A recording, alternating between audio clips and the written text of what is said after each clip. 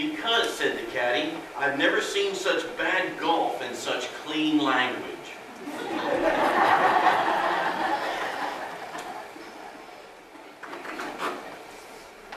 Well, as we continue through Jesus' inaugural address today, we've moved past the introduction and now are almost to the heart of his message. And that was his message not only to them, but also by extension to us. But first, as he begins, he challenges Israel, those who are listening to him, to be the ones that God has already called them to be. Now, I want to ask you, have you ever purchased a product that never lived up to the hype about, or just didn't seem to be, once you bought it, what was on the label? Does anybody want to share one?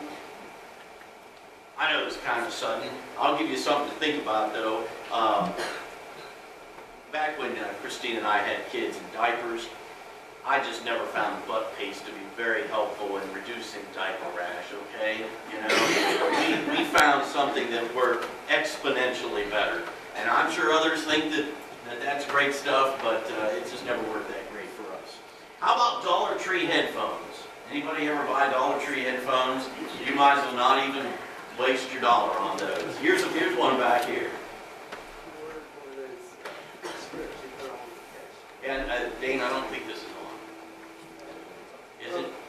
Just turn it up a little bit. I purchased one of those strips you're supposed to be able to use instead of an antenna. I thought it was such a good handy too. And I had to call them and tell them, send me an envelope. I'm sending it back. Yeah. I remember, you remember the See Clearly method? Have you ever seen that advertised on TV? It was something about learning to, what was it? I can't remember what the exact product was, but I remember some guy calling in and he says, well, the only thing I ever saw clearly was how much of a waste of money it was. Anybody else? How about aluminum foil that just isn't Reynolds crap? Now, I don't use a lot of it, but Christine says if it isn't Reynolds wrap, forget it. It's just not worth it. Do you remember those things you buy at the Dollar Tree and you put them in your car on your seat behind your back and they're supposed to... Those screen things? They look like... Well, they didn't work too good for you. All right. Well, Jesus is talking here about a similar situation, I think, in regards to salt. Just like in our world, in ancient times, salt had many uses. I read a quote this week from Itzhak Dinosault, his name looks like to me. I'm probably butchering it really bad.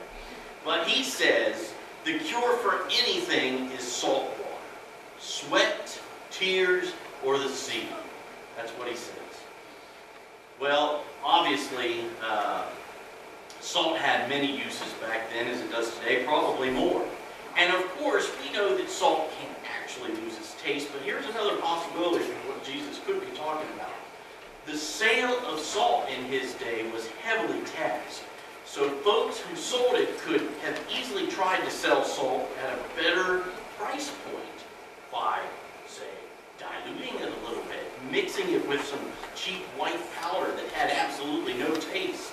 It would still look like salt, and it would still probably be labeled as salt. Actually, they didn't have any consumer protection agency back then, right?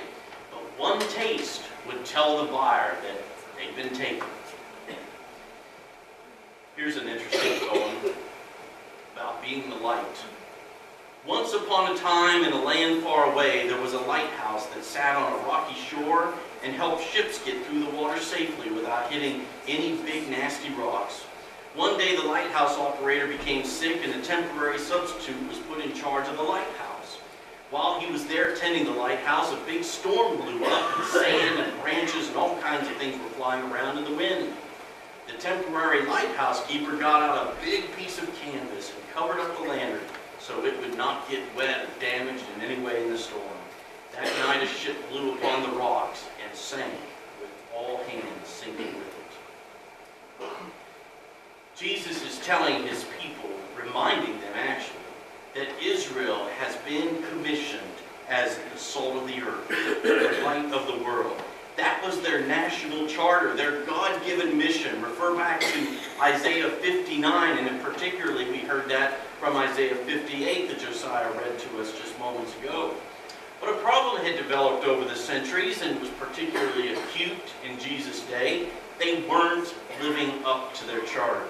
Power politics was the order of the day, like many other nations around them, and revolutionary movements were arising from within them to try to overthrow the occupying Roman authority. Rome looked at their district with disdain. They weren't the healing, preserving presence that God had dreamed that they would be. And as far as Yahweh, their God, was concerned, Jesus is saying, if that's how it's going to be, you're as worthless as diluted salt. And that's the challenge God gives to us as followers of the risen Lord. He told us that others will know that we are His by our love. And as we are known that way, we are still salt and light to a world that is in need of godly flavoring and godly light. And as His imitators, notice that word in imitators, we are His salt and His light. As salt is used to clean and to heal, we all like to gargle with salt water when we have a sore throat, don't we? I know for me it feels better. So Christians are to work on healing people who are hurting. And just as salt is spread on sidewalks to melt snow and ice, Christians can work on melting the hatred and similar attitudes in our world that spread like cancer. And just as salt makes popcorn and fries and so many other things all the tastier, we can make life happier by doing little kindnesses for others and saying friendly words.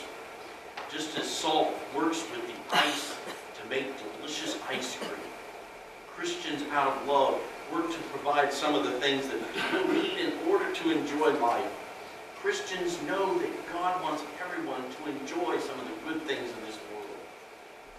The way, Jesus reminds us, involves being salt and light. Like salt, we are called to preserve and to season this world in which we live.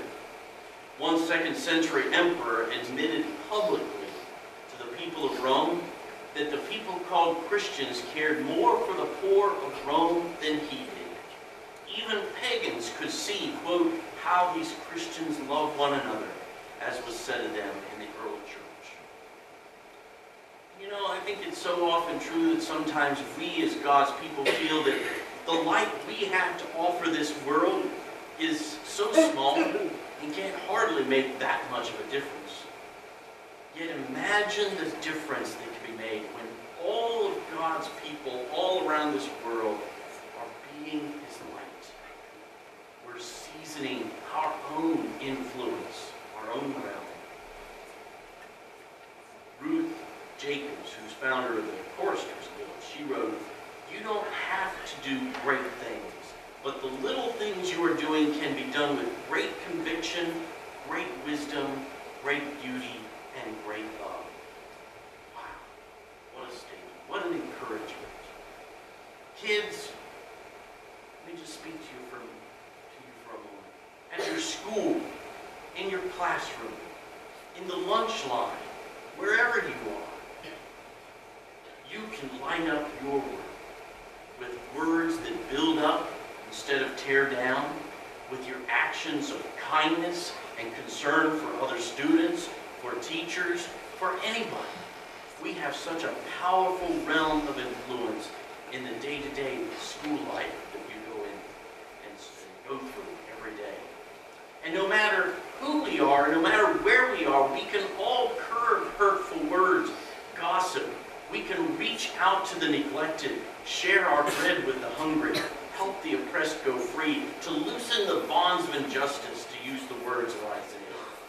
And when we do, Isaiah says, the glory of our God will be our rear guard, and we will be salt and light to the places God has given us to be, whether it's in our home, our workplace, the courtroom, and yes, even on the golf course too, and the Super Bowl parties.